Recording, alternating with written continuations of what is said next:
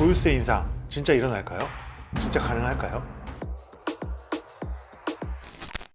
대표님 오늘 아침에 쇼츠랑 릴스 올린 거 조회수 보셨어요? 아니 안 봤는데요? 저희가 양도세 관련해서 영상을 찍어서 네. 쇼츠랑 릴스를 올렸는데 조회수가 장난 아니에요. 댓글도 그렇고 심심찮게 댓글에 보유세 인상이 되면 어떻게 될까라는 얘기들을 많이 하시고 얼마 전에 대통령실에서 인터뷰한 거 보니까 보유세 인상은 마지막 카드다 이런 얘기를 한 걸 본 적이 있어요. 왜냐하면 보유세는 국민들에게 많은 영향을 미치게 될 민감한 부분이에요. 그래서 함부로 이렇게 거론하기가 쉽지 않고 정치적으로도 쉽지 않을 거예요. 그거는. 만약에 보유세가 오른다면 1주택 실거주자와 다주택자 그리고 무주택자는 어떤 반응을 보일까에 대해서 한번 예측을 해보는 예측 안 좋아하는데 일단 예측. 1주택 실거주자 입장에서 보유세가 올라간다면 어떤 시나리오가 펼쳐질까요? 주택을 하나 갖고 있고 직접 거주까지 하시는 분이 보유세를 더 내라. 이거는 너무 억울할 수밖에 없어요. 예를 들어서 압구정 현대아파트에 산다고 생각을 해봐. 거기 40년 살았어. 그때 당시 시세까지 조사하지는 않았지만 과거에 살 때 뭐 한 2, 3억이었다고 쳐. 그리고 지금은 한 6, 70억 할 거예요. 그러면 나는 거기서 어떤 차익도 보지 않고 계속 살기만 했는데 갑자기 보유세 너 거기 사니까 돈을 좀 더 많이 내야겠어 라고 한다면 굉장히 억울할 수 있죠. 그 사람 입장에서는 나는 아무것도 차익을 실현한 게 없는데 세금만 더 내라. 굉장히 황당하죠. 예를 들어서 저를 예를 들자고요. 아파트에서 그냥 어디 살고 있었어. 나는 그 아파트 시세도 별로 관심 없고 내가 그냥 살기 위해 사는 아파트야. 그야말로 리브하는 아파트예요. 근데 계속 니네 집값 비싸니까 세금 더 내라 라고 정부에서 압박이 들어온다면 그 정책을 온전히 받아들일 수 있는 국민은 흔치 않을 거라고 생각이 돼요. 그리고 서울에 이제 거주하는 1000만 이상의 가구 중에서 주택을 보유하고 있는 사람들, 그 사람들의 어떤 그 민심을 위해서라도 아마 현 정권에서 그런 정책은 내지 않을 거라고 조심스럽게 한번 생각해 봅니다. 그러면은 보유세 인상 얘기가 나오는 해당 다주택자들 이분들의 시나리오는 어떻게 될까요? 다주택자 같은 경우에는 타격이 굉장히 더 클 거예요. 아마 현 정권에서 보유세 카드를 만지더라도 다주택자를 타겟으로 해가지고 정책을 만들 가능성이 굉장히 크다고 저는 생각을 하는데, 만약에 다주택자에게 세적인 압박을 준다면 첫 번째는 전가의 가능성이 있다고 생각해. 다주택이면은 나는 집 하나면 되니까 다른 집 같은 경우에 그냥 보유하고 있는 거잖아요. 그럼 거기 다른 사람이 살고 있을 거란 말이에요. 그러면 전세가 됐던 월세가 됐던 세가 있을 텐데, 지금 최근에 전세가 월세로 굉장히 가속화되고 있잖아요. 이런 어떤 시대적인 분위기에 또 힘입어서 세금의 압박까지 들어오게 된다면 월세가 전체적으로 상승할 수 있다. 그 다음에 보유세 높으니까 나 못 참겠다. 그냥 차라리 처분을 해야겠다. 이런 어떤 가능성도 있잖아요. 근데 문제는 양도세를 그렇게 막아놨어. 그러면 아마 버틸 겁니다. 지난 영상에서도 말씀을 드렸지만 양도세는 팔기 전까지는 나오지 않는 세금이기 때문에 팔지 않고 그냥 버티겠다라는 생각이 들어요. 그리고 그렇게 버티는 사람들도 결국에는 월세의 금액을 올려서 세입자들한테 전가시킬 가능성이 좀 크지 않을까. 그리고 그들이 혹시 그 압박을 못 이겨서 또는 여러 가지 이유로 매각을 하더라도 결국에는 똑같은 생각할 거예요. 똘똘한 한 채로 가야겠다. 그러면 특정 지역에 또 수요가 몰릴 수밖에 없어요. 그리고 그 특정 지역을 제외한 나머지 지역들, 예를 들어서 뭐 지방이라든지 다른 지역들은 상대적으로 소외될 수밖에 없고, 언론에서 가장 다루기 좋은 키워드 양극화, 부동산 양극화, 이 현상이 또 이렇게 악순환처럼 되지 않을까. 그러면 대한민국에서 사실은 가장 인기 있는 지역이 서울, 또 그 중에서도 특정 지역인데 서울만 보더라도 서울의 공급은 한정적이지 않습니까? 근데 수요가 이제 서울 쪽으로 몰리게 되면 또 그로 인한 또 가격 상승도 우려가 되고, 상대적으로 지방은 지금도 빈집도 있다, 또 가격이 좀 많이 하락하고 있다, 뭐 이런 얘기도 들리고 있는데, 결국엔 탈 지방, 나는 안 살더라도 서울에 집 한 채는 있어야겠어,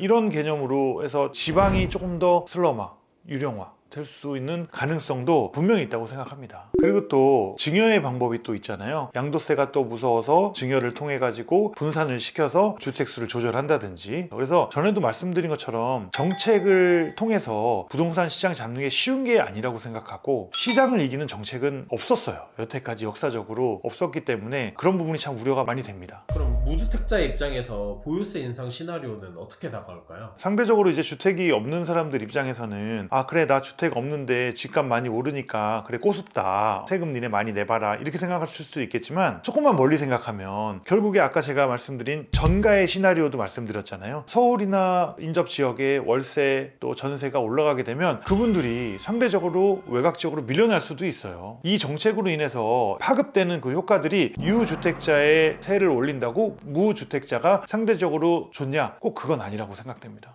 그럼 이 시나리오가 저희 건설업계에 미치는 영향은 어떻게 될까요? 좋지 않죠. 아무래도 부정적인 시그널이라고 보니까 주택 공급을 하는 차원에서 좀 문제가 될 가능성이 커요. 저는 좀 아이러니한 게 현 정권에서는 주택 가격을 잡기 위해서 할 수 있는 카드가 이런 조세의 카드도 있지만 공급의 카드도 있고 여러 가지 카드들이 있잖아요. 근데 이렇게 조세의 카드로 너무 이렇게 옥죄어 버리면 이 주택을 살 사람이 있을까, 거래가 경색되지 않을까, 이런 부담으로 이어지기 때문에 주택 공급을 하려는 사람 입장에서는 주택 공급에 대한 부담이 커지는 거예요. 거래가 경색돼서 팔리지 않을 수 있으니까. 그래서 결국에는 건설 경기가 죽게 되고, 지난번에도 한번 말씀드렸지만 건설로 인해서 파급되는 경제적 효과가 굉장히 크잖아요. 그 경제적인 경색도 같이 이루어지지 않을까. 그럼 결국에는 경기 침체도 예상할 수 있습니다. 그래서 앞서 이야기한 것처럼 집값이 지금 많이 오르긴 했지만 세금을 통해서 이 집값을 잡는다는 이 정책의 기조가 일시적으로 효과를 줄 수 있겠지만 장기적으로는 시장을 이기기는 쉽지 않을 수 있다라는 생각이 들고, 다른 정책의 카드라든지를 활용해서 집값을 잡기 위해서 노력을 하면 어떨까, 이런 생각도 조심스럽게 한번 해봅니다. 과거 정부에서도 사실 이 정책을 통해서 집값을 잡으려다가 실패한 케이스들이 많이 있거든요. 보유세, 뭐 예를 들어서 재산세라든지 종부세도 과거에도 많이 올랐다가 지금 조금 이제 조정을 해준 거예요. 어떻게 보면 실패했다기보다는 한번 시행착오를 겪었던 정책인데 다시금 이 카드를 통해서 부동산 시장 집값을 잡아보겠다. 과연 이 카드만으로 성공할 수 있을까 하는 의문이 듭니다.